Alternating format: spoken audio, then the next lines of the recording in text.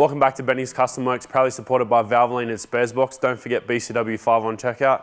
This week we're back on the Siggy. I've actually been tinkering in the background a little bit with the car because there's a lot of fiddly little jobs that actually take a lot of time and don't really produce that good of a video for you guys. So I have basically plumbed the whole fuel system. I've also made the brake booster line. I've dropped the Dizzy in. I got a new battery tray, so that's a score. That's already in the car. The one thing actually that we did discuss last episode that hasn't eventuated was putting the mechanical fuel pump in. So although the guy from Recarb was adamant that we should use a mechanical pump, it's actually impossible on this particular setup because the pump fits between the carby and the inlet manifold on this, and there's actually no way to fit it in there. It's physically not small enough to go in that gap. So I've made a blanking plate to go onto the cylinder head.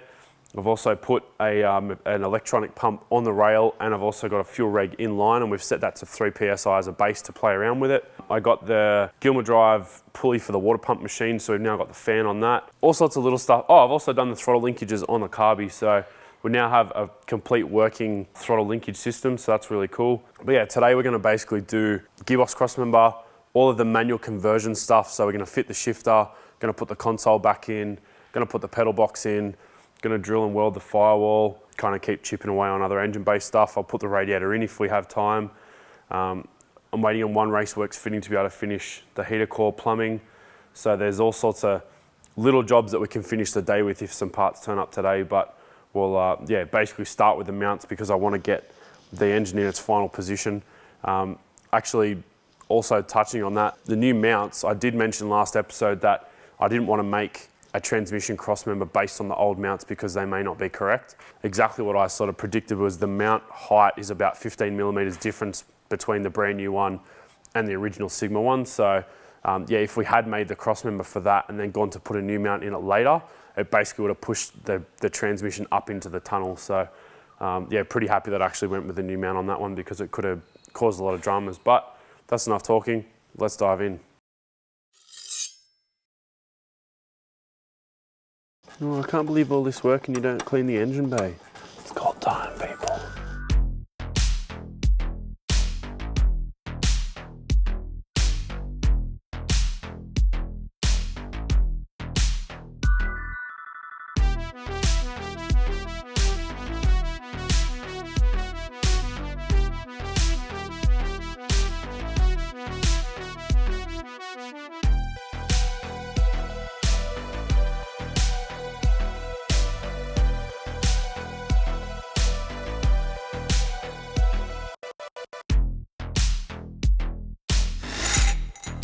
This is not the Gearbox Crossmember.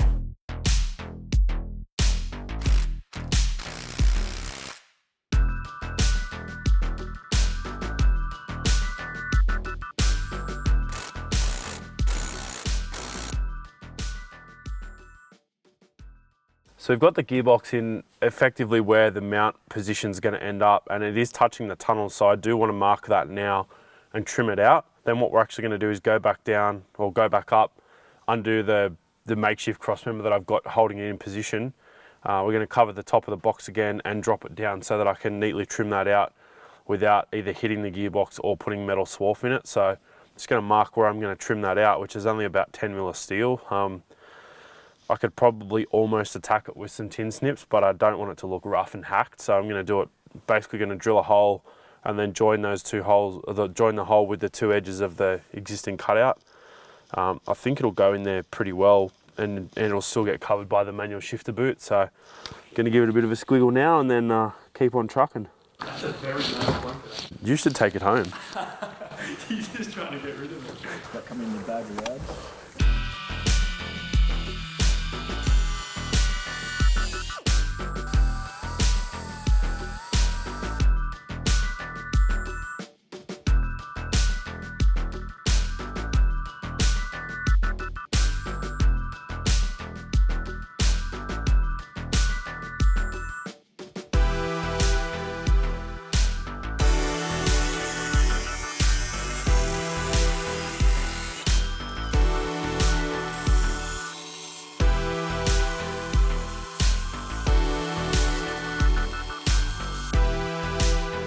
This is the point where I should have marked the crossmember which way is forward and backwards.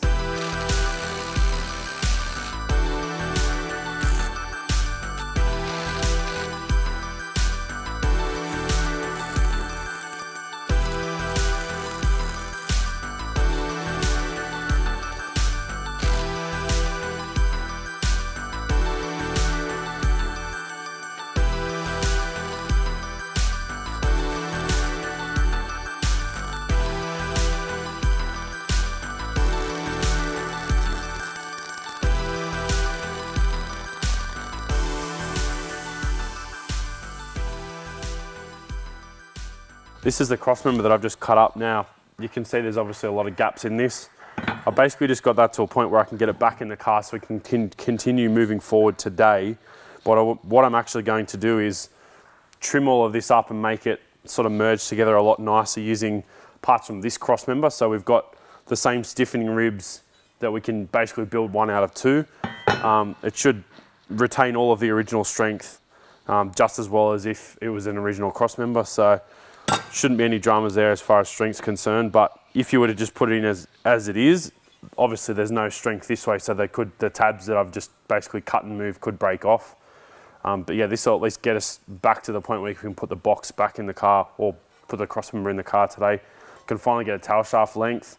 I am actually thinking of trying to just mix and match shafts from what I've got at the moment and swap the end, but I do need to get a gearbox yoke first. So we'll basically chuck the mounts on this now. I'm just going to flick it with some primer just so it doesn't rust in case I don't get to it for a couple of weeks.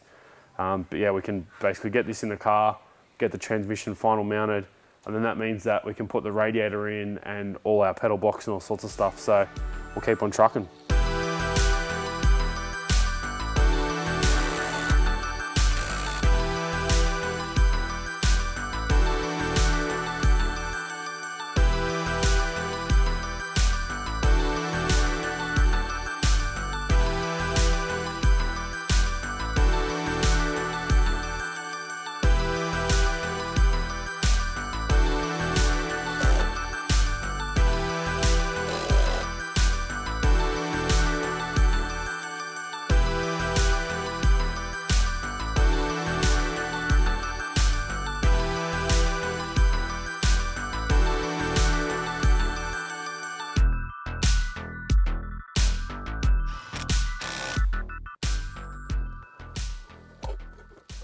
We have a problem.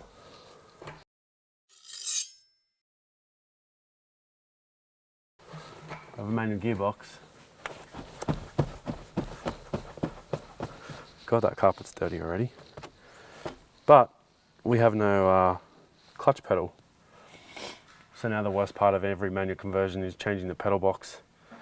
This particular setup is no different to a lot of 70s and 80s cars where you've got to actually pull a lot of the dash apart to change the pedal box.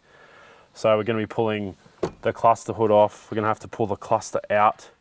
We're going to be pulling the steering column, at least dropping it down. The parts car that I pulled the pedal box out of, I just pulled the whole column out. But I will try and avoid that purely because I don't want to have to deal with a column that's out. So yeah, we're going to basically just keep on trucking, pull all the bits out, and hopefully by lunchtime we'll have a manual pedal box in the car. And we also have to drill a hole in the firewall and weld a spigot to the firewall, which I'm not entirely wrapped with. But it is what it is. I'm not excited about welding in the bay, but it is what it is. And people will go, why didn't you weld it while the engine was out? Well, A, I didn't really think about it. B, I didn't have the spigot at the time. And C, it just didn't really fit in with the plan at the time. So we're here now. It is what it is. We're going to keep on going. Precision fit. And we're stopping everything right now so I can put this sweet washer bottle in. Heaps less ugly. Little chopper. Does it fit? Does it fit? Does it fit? Does it fit? Does it fit? Does it fit? Does it fit? One bolt fits. So far, so good.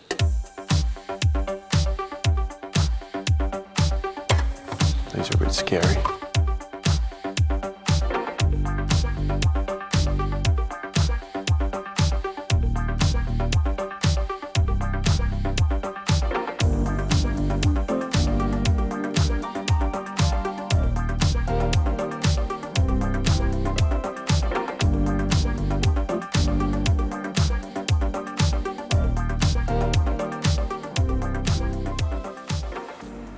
So the box itself is the same. So say we just about could have swapped the clutch pedal in, but then you've still got an auto brake pedal. So the actual brake pedal rod is exactly the same, it's just the pedal pad is welded on, bigger or smaller.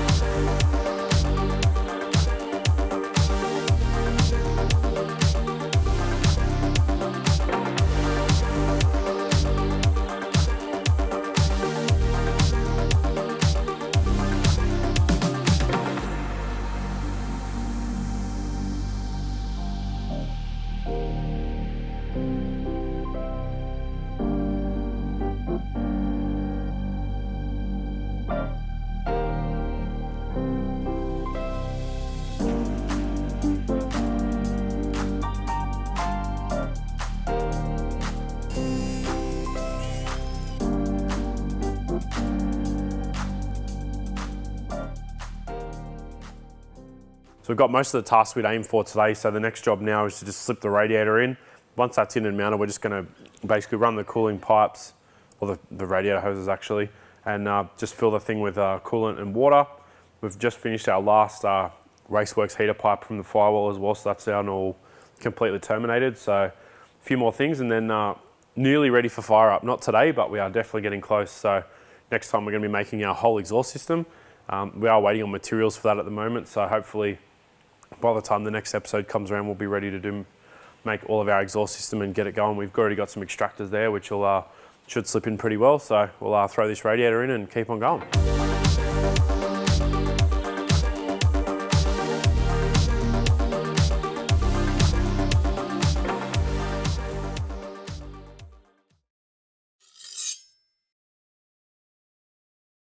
So we're actually running a bit ahead of time today and things have gone better than expected. So I'm going to tick another task off the list. We've got one of these Raceworks catch cans. I use these things in pretty much everything because they work, they're super neat and they're compact, and they actually have a breather filter in the top, but they look really stealthy so you don't have a big breather unit hanging off the top of it. They actually have a drain cock as well. We're not going to run the drain cock on this particular setup because it's just going to run all down the inner guard. The way these are mounted is basically just via one of these T-bolt clamps with some wings on it. So to actually drain it is just to remove the fitting, unbolt it and take it and drain it remotely. So it's actually pretty easy to empty anyway, so I'm not going to worry too much about trying to drain it in the car. But yeah, we're going to whack this thing in now. We're actually going to run one fitting, so we also have a dash 12 ORB to block that off. And we're going to go dash 12 straight out of the can into the rock cover breather because it's the only breather that's in this engine and it's already quite a large breather that normally would have gone back into the factory airbox. So yeah, it should work pretty well. Be neat and pretty stealthy.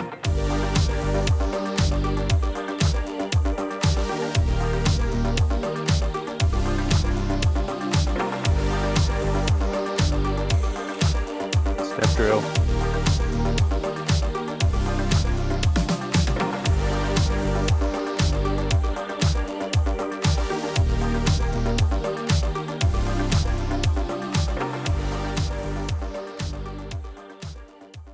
Well, that pretty much brings us to the end of the episode. We've done a heap of little things on the Siggy today and got it to the point where with a few more days on it, it's almost going to be to the point where it'll start and run. I am going to measure the tail shaft tomorrow to get a length, but I'm also going to try and find a yoke. So I'm unsure exactly what way we're going to tackle the tail shaft yet.